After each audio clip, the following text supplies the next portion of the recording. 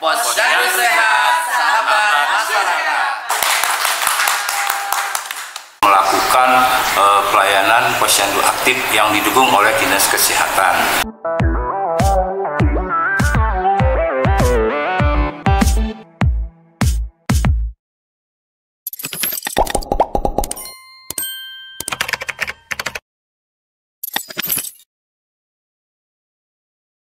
Assalamualaikum warahmatullahi wabarakatuh.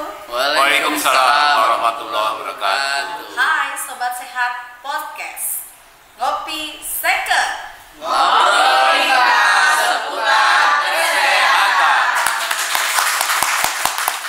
Dan kali ini bersama saya Mida Nasir. Hari ini kita akan ngebahas ngobrol santai tentang sesuatu yang mungkin sudah kita ketahui bersama, yaitu posyandu. Dan juga kali ini kita akan melihat bagaimana posyandu berubah dari yang lama kepada yang sekarang dikenal di era transformasi ini dengan layanan primer yang baru. Dan saya sudah ditemani oleh 3 orang narasumber kita yang ada di sini. Tentu saja 3 orang narasumber ini 3 orang narasumber yang luar biasa mumpuni di bidangnya. Saya ingin memperkenalkan terlebih dahulu mungkin narasumber yang pertama adalah Bapak Suparjo SKM. Beliau adalah PLT Kepala Dinas Kesehatan Kabupaten Lampung Timur. Selamat datang di Ngopi Second, Pak PLT.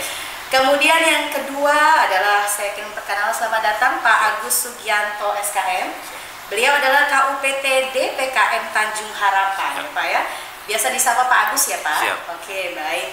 Dan selanjutnya adalah narasumber yang ketiga, ada Mbak Evita Pratama Ananda SKM. Beliau bertugas sebagai petugas promosi kesehatan di Puskesmas Tanjung Harapan ya. Baik, Sobat Second semuanya. Tetapi saat ini kita mendengar ada namanya posyandu yang sudah terintegrasi pelayanan primer. Kita akan tahu apa saja perbedaan dari posyandu yang lalu dengan posyandu yang saat ini digaungkan oleh pemerintah pusat. Tentu saja saya ingin bertanya tentu saja kepada narasumber yang pertama. Pak, kita kenal masyarakat semuanya posyandu adalah tempat yang saya sebutkan seperti itu. Namun sekarang ada program pemerintah namanya posyandu layanan primer. Bisa dijelaskan apa perbedaan posyandu yang terdahulu dengan yang saat ini terintegrasi pelayanan primer? Silakan. Baik, terima kasih Mbak Mida. Dari sekian banyak masyarakat masih banyak yang belum tahu tentang posyandu. Posyandu taunya tempat pemeriksaan ibu balita. Nah sekarang kan banyak ini perbedaannya dari ada posyandu yang lama dan posyandu baru. Kalau dulu posyandu lama itu banyak terpisah-pisah, intinya itu banyak yang kegiatannya itu masih seputaran ya intinya pelayanan kesehatan tetapi terpisah-pisah. Ada yang dinamakan posyandu, ada posyandu balita, ada posyandu lansia, ada posyandu remaja, ada juga kegiatan-kegiatan UKBM lainnya, misalnya pospindu dan sebagainya. Sehingga dulu pelayanan kesehatan di desa di posyandu itu sendiri-sendiri. Nah itu di era lama. Di era baru ini yang sejak ada era transformasi primer, posyandu itu dijadikan satu, tidak terpisah-pisah. Jadi semua layanan posyandu baik balita, lansia, bumil, remaja, pospindu dan kegiatan UKBM lainnya, usaha kesehatan bersumber daya masyarakat itu yang dulunya terpisah-pisah sekarang dijadikan satu pencatatan di satu posyandu, sehingga nanti ke depan layanan primer di posyandu itu hanya jadi satu pencatatan oleh satu posyandu A misalnya, jadi nggak ada lagi nanti terpisah-pisah. Nah pelayanannya yaitu berdasarkan siklus hidup nanti kan itu, dan ditekankan untuk layanan itu mendekatkan pada pelayanan yang preventif promotif kan gitu, sehingga nanti dengan ada yang preventif promotif ini penyuluhan, pencegahan, nggak mengedepankan sifat yang pengobatan, jadi lebih baik mencegah daripada mengobati. Ke depan posyandu kita lebih ditekan pada kegiatan yang preventif promotif dalam rangka meningkatkan derajat kesehatan masyarakat. Itulah gambaran ke depan posyandu. Dan berdasarkan peraturan Permendagri tahun 2024 nomor 13 tentang posyandu. Posyandu itu merupakan LKD, Lembaga Kemasyarakatan Desa. Sehingga posyandu itu menurut aturan itu menjadi miliknya desa nanti. Miliknya desa, bukan miliknya lembaga desa, bukan miliknya orang kesehatan, bukan miliknya bidang kesehatan, tapi hanya di bidang kesehatan itu mengisi untuk melaksanakan pelayanan kesehatan khusus di situ. Jadi nanti masyarakat ini harus berpartisipasi aktif dalam posyandu karena itu menjadi milik masyarakat.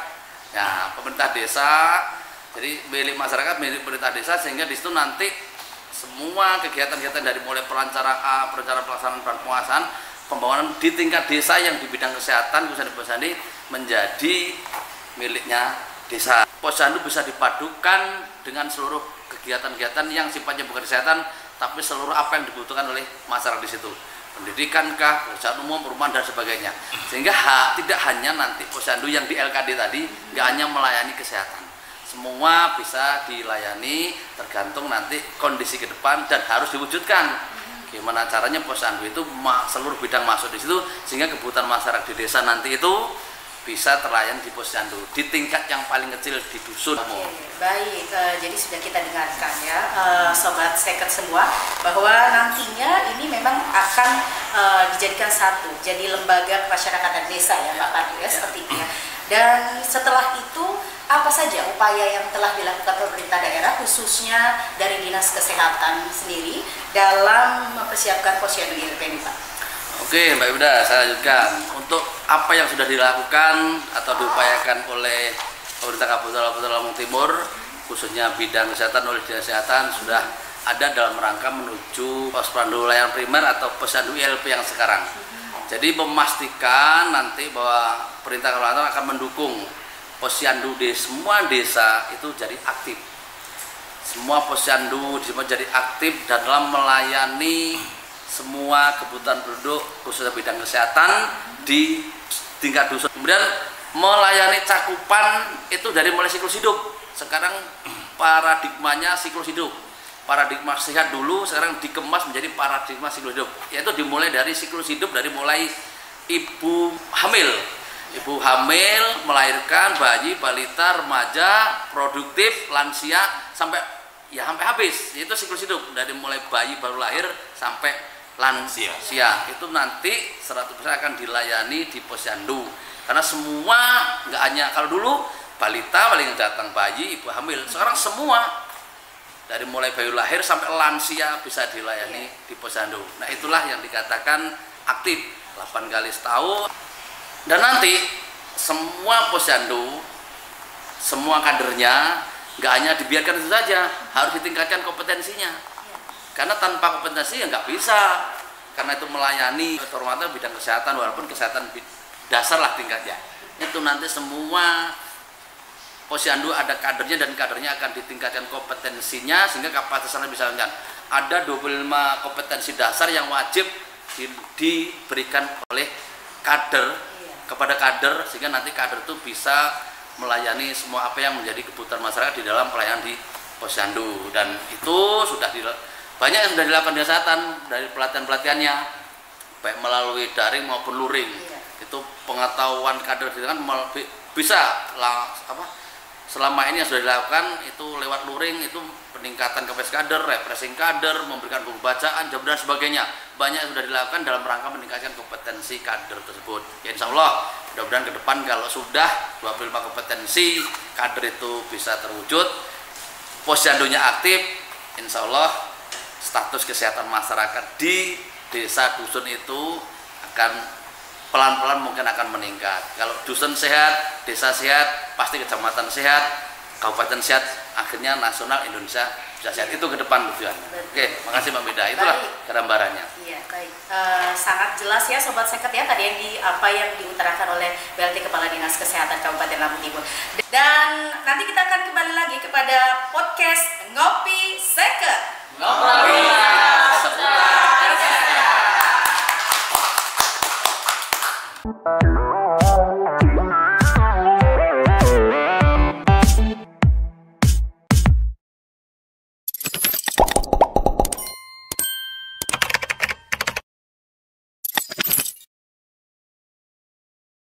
Posyandu sehat, sahabat masyarakat.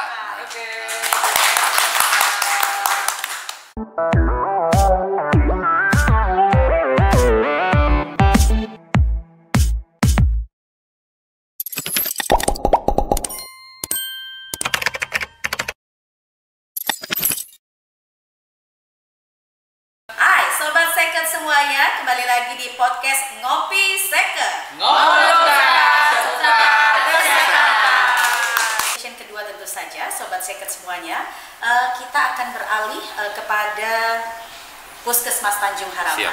Setelah tadi kita mendengar penjelasan dari Kepala Dinas Kesehatan Kabupaten Lampung Timur, tentu saja kami juga ingin menanyakan bagaimana Puskesmas Tanjung Harapan dalam mendukung suksesnya pelaksanaan Posyandu ILP di Lampung Timur ini. Mungkin bisa dijelaskan Pak Agus. Terima kasih Bu Maida.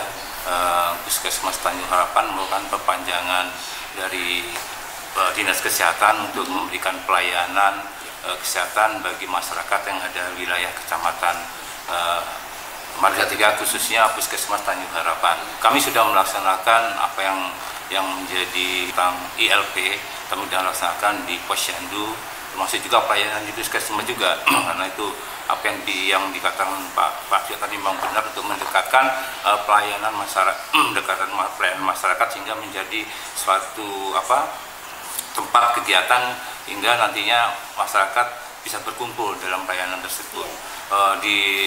Untuk mendukung itu di Puskesmas Tanjung Harapan bulan April kemarin kami sudah melakukan pelayanan posyandu aktif yang didukung oleh Dinas Kesehatan. Di situ ada gerakan posyandu ILP, kita melaksanakan kegiatan tersebut ya untuk melihatkan kepada masyarakat bahwa posyandu ILP itu sangat berguna sekali.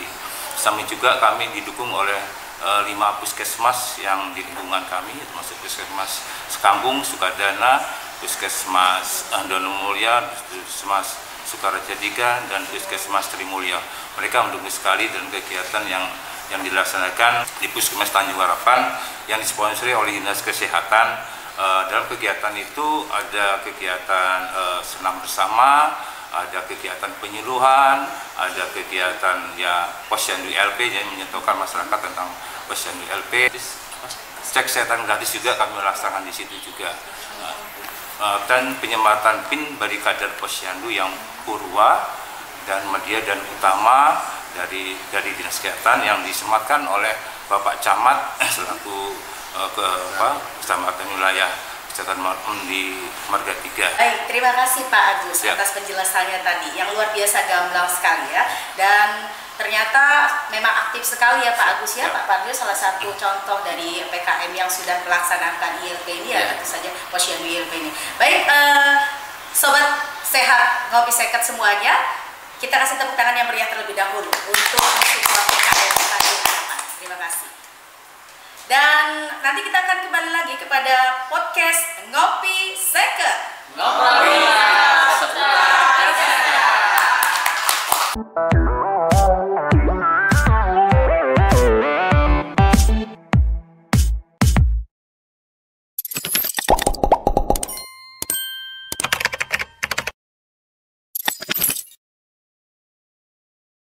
Posyandu sehat, sahabat masyarakat.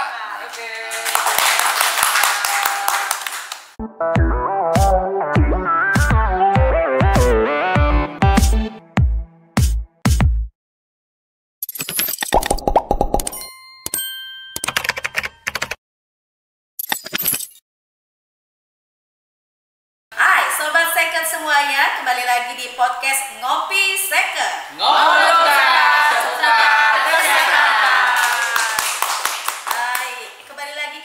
Season yang ketiga tentu saja. Setelah tadi kita mendengarkan Pak Agus ya, ini ada juga Mbak Fifta, Mbak di Puskesmas Tanjung Harapan, mungkin di Promkes ya, promosi kesehatan ya. Baik, setelah tadi kita mendengarkan kegiatan apa saja yang telah dilakukan oleh PKM Tanjung Harapan, dijelaskan tadi oleh Pak Agus, saya juga mau denger deh upaya-upayanya setelah dijelaskan hal-hal yang menarik tadi oleh Pak Agus, bagaimana sih supaya atau ketika PKM Tanjung Harapan benar-benar bisa melaksanakan posyandu ILP di wilayah kerjanya. Kan kita selalu ini ya Mbak Evi, selalu tahu tuh kadang warga desa tuh selalu aduh ke posyandu males deh Bu, gitu-gitu seperti itu ya Mbak Evi ya. Ya, benar ya Pak Agus ya, kita karena mungkin masyarakat tuh belum tercerahkan sebagian besar seperti kata Pak Kepala Dinas tadi ya. Saya mau dengar dong upaya apa saja yang dilakukan oleh PKM Tanjung Harapan nih supaya Posyandu ILP itu terlaksana dengan maksimal? Silakan Mbak Evi. Ada beberapa hal yang puskesmas kami sudah lakukan terkait pelaksanaan Posyandu integrasi layanan primer. Yang pertama adalah pembinaan kader Posyandu, kami sudah lakukan dari tahun 2024. Lalu dari Dinas Kesehatan juga sudah memberikan pelatihan bagi petugas promosi kesehatan melalui Bapelkes Provinsi Lampung, dilatih untuk 25 keterampilan dasar Posyandu. Jadi setelah pelatihan itu dari puskesmas wajib untuk menularkan ilmunya ke teman-teman puskesmas yang ada di puskesmas khususnya, dan terkait kader yang nantinya akan berhadapan langsung di masyarakat. Jadi itu upaya yang pertama untuk melaksanakan Posyandu ILP. Lalu yang kedua, kami juga melakukan pembuatan SK, beradvokasi dengan kepala puskes, kepala desa untuk membuat SK Posyandu yang baru. Kalau dulu kan Posyandunya beda-beda ya Bu ya, jadi ada Posyandu SK-nya sendiri, ada Posyandu balita sendiri, seperti kata Pak Parjo, SK Posyandu lansia sendiri, Posbindu sendiri, yang sekarang dilebur menjadi satu, menjadi SK Posyandu integrasi layanan primer. Jadi seperti itu. Masih banyak sebenarnya upaya yang kami lakukan. Lalu yang ketiga, terkait sarana prasarana. Jadi sarana prasarana itu dalam mendukung ILP ini sarananya butuh banyak ya Pak Agus ya. Formulirnya banyak banget ya. Jadi kelengkapan formulir, lalu ketersediaan peralatan tinggi badan, berat badan, tensimeter digital. Kan kader tidak bisa menggunakan tensi seperti yang tenaga kesehatan gunakan. Jadi kita advokasi untuk kelengkapannya dipenuhi oleh desa ya Pak ya, dari dana desa, karena Posyandu kan milik desa, jadinya kita selalu advokasi. Yang terakhir, sosialisasi. Jadi butuh sosialisasi kepada masyarakat, karena masyarakat seperti kata Ibu tadi masih belum tercerahkan bahwa Posyandu kita sudah berubah. Makanya dibutuhkan sosialisasi kepada masyarakat terkait Posyandu ILP ini, agar semua siklus hidup dapat terlayani, dari ibu hamil, bayi, balita, remaja, dewasa, dan lansia. Jadi kita sosialisasi yang gencar agar semua masyarakat mau datang ke Posyandu. Jadi itu upaya yang kami lakukan di Puskesmas Tanjung Harapan. Karena memang selama ini di masyarakat tuh taunya Posyandu itu hanya untuk balita aja, bayi balita ya Mbak ya. Oke, baik. Jadi setelah Mbak Evi menjelaskan ini, tentu saja masyarakat, sobat seket semuanya, mungkin kita jadi mengetahui bahwa Posyandu itu bukan hanya untuk balita dan bayi saja ya Mbak Evi ya.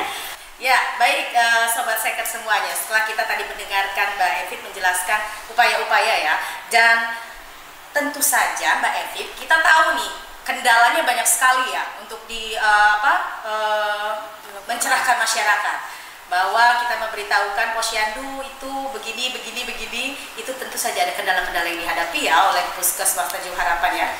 Mau tahu dong, apa sih kendala-kendalanya yang dihadapi oleh khususnya PKM Tanjung Harapan nih, supaya nanti PKM yang lain ya, sobat seket yang ada dimanapun bisa tahu cara jitu bagaimana mengatasi susahnya mengajak masyarakat untuk berposyandu. Silakan Mbak Evi. Jadi karena Posyandu layanan primer ini tergolong baru ya Bu ya, ada beberapa kendala yang kami alamin. Yang pertama dari segi tempat Posyandu.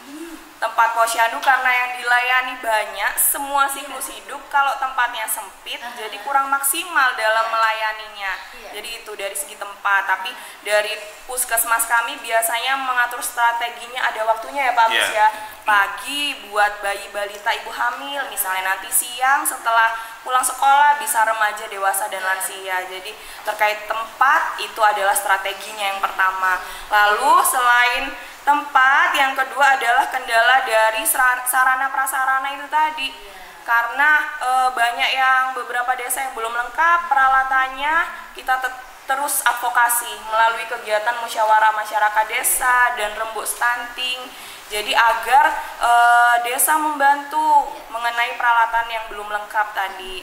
Lalu yang terpenting adalah kehadiran masyarakat seperti kata Ibu betul tadi. sekali. Kendala banget ya Bu ya. Betul. Dari Dinas Kesehatan meminta capaiannya naik, semua masyarakat terlayani, tapi dari bawah tetap kita mengalami kesusahan itu tadi. Masih banyak yang belum mau datang ke Posyandu, tapi kita terus tetap berupaya melakukan advokasi melalui Lokakarya Mini Lintas Sektoral, biasanya dipimpin oleh Pak Camat. Kita paparkan kendala apa saja yang ada di Posyandu.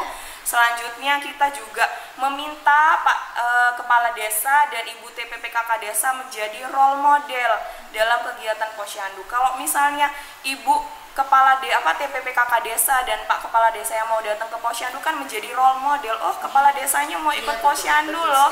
Jadi masyarakatnya juga ikut tertarik gitu. Jadi itu kendala yang kami alami di Puskesmas Tanjung Harapan. Ya, Mbak Evit dan Pak Agus, memang luar biasa ya sebenarnya menghayu-hayu masyarakat ini tidak hanya PKM ya yang peran sertanya, tetapi juga seluruh elemen masyarakat mungkin ya Pak Agus ya.